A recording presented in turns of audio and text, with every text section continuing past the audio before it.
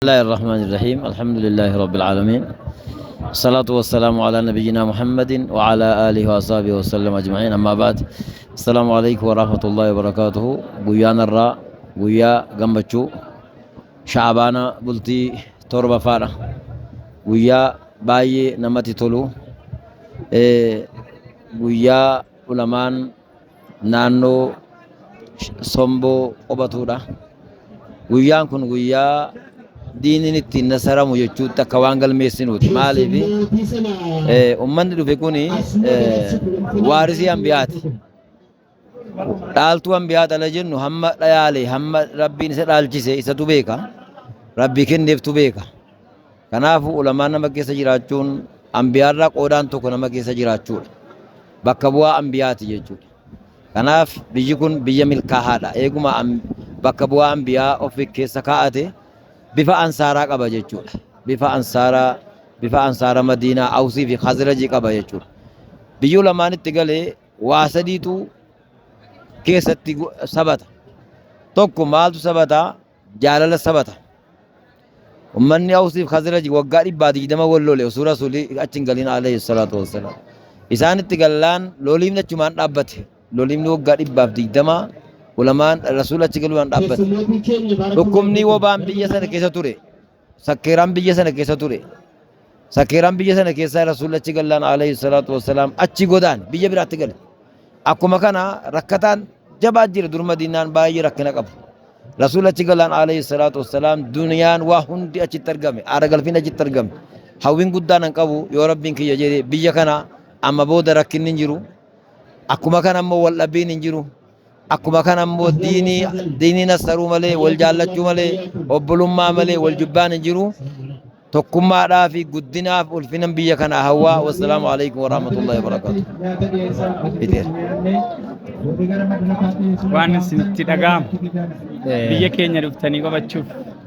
بسم الله الرحمن الرحيم الحمد لله رب العالمين والصلاة والسلام على رسول الله صلى الله عليه وسلم أنا قابو يارا الحمد لله رب العالمين دران درسي ربي كي ينقلته فدا كانت تنسود أني جتشن التين اللي قمت شو يارا إفسد ونقبل ناف اللي أما فانجو إن شاء الله خالد نكية ونن الرأي رب اسمه شاكر ولا الحمد لله رب العالمين كانت تنسودان الناس صبو شابيدا غلطوما إمام موتين كينيا غلطوما حواسني صبو شامبيدا غلطوما كيرون كينيا غلطوما قرين كينيا غلطوما hundi keessan simannaa gootanii asitti nu affeertanii nu fiddanii galatooma kabajata sinii mala kabaja guddaa rabbi sinii haa kennu anallee nama isin fayyadu rabbi haa godhu isinillee nama narraa fayyadamu rabbi haa godhu inshallah waliin rabbi nu haa milkeessuun isiniin jedha wassalaamu alaikum warahmatullahi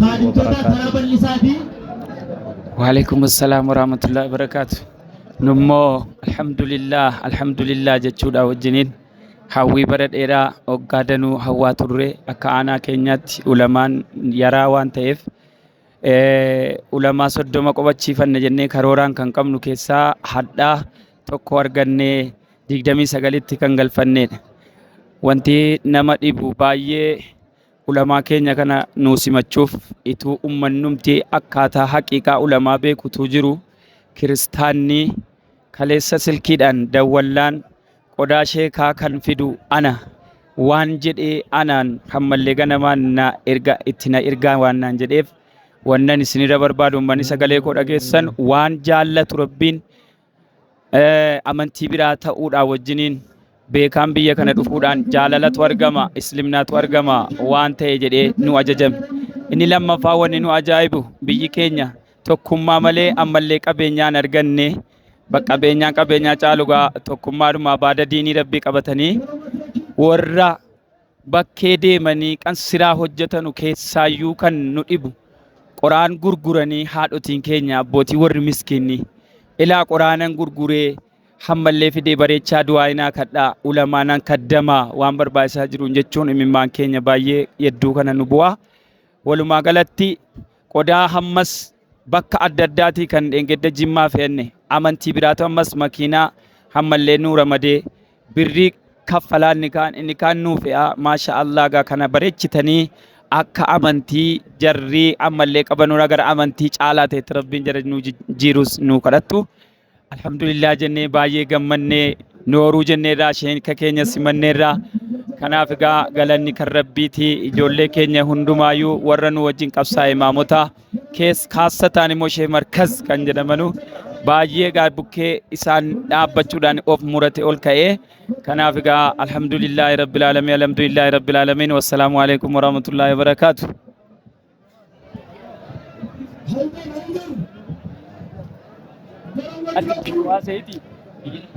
بسم الله الرحمن الرحيم الحمد لله رب العالمين والصلاة والسلام على نبينا محمد وعلى آله وصحبه أجمعين أما بعد duraan dursee uummanni magaalaa Somboo simannaa nu gootaniif galata keessa rabbisni haa kaffalu. Simannaa waa akkasii nu taasisuudhaaf akkasitti ulamaa rabbii qubsiisuuf diinii rabbii qubsiisuudhaaf hojiin keessan baay'ee nama boonsaa nama gammachiisaa nama duniyaa akiraatti milkaa'u rabbiin haa taasisu.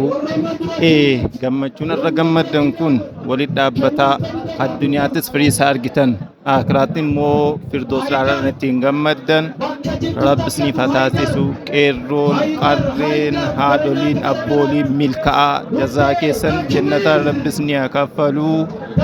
Akkasuma akkuma ulamaa qubsiiftan nama ulamaa jalas gattaa'ee baratee ilmi ulamaa irraa fayyadamee duniyaa akiraa milkaa'u rabbisni haa taasisu jecha.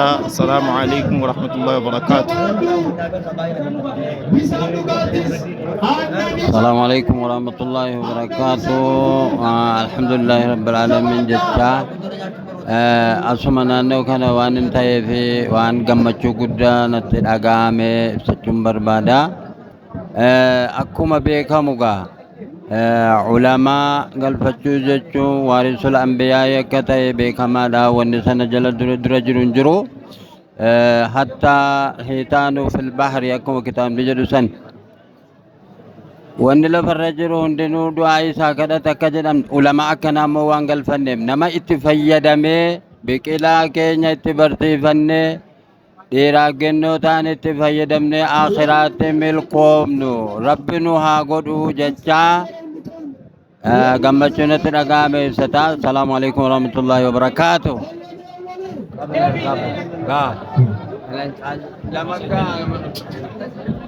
بسم الله الرحمن الرحيم الحمد لله والصلاة والسلام على رسول الله صلى الله عليه وسلم. Egaa baga rabbiin guyyaa gammachuu guyyaa addaa guyyaa seenaa ajaa'ibaa tanaan hunda keessan baagahee ummanni islaamaa hundinuu guyyaan irraa guyyaa gammachuuti.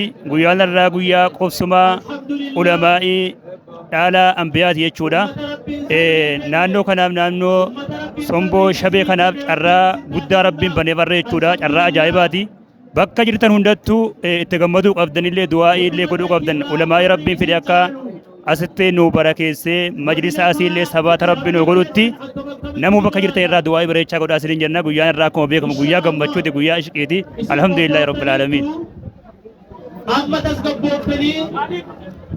السلام عليكم ورحمة الله وبركاته.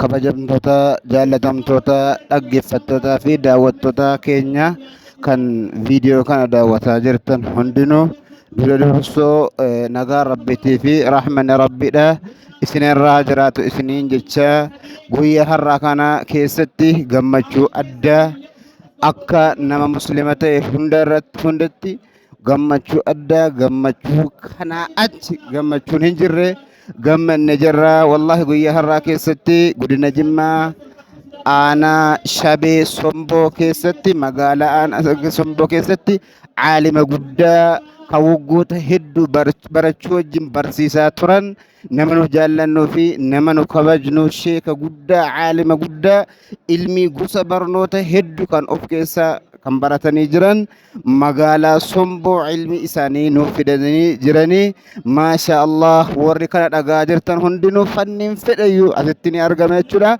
Magaalaa Somboo keessatti Sheek Sheenuruddin Ustaz Sheek Awwal Jamaal irraa kan eebbifaman as qubatanii qaraasaa jiranu.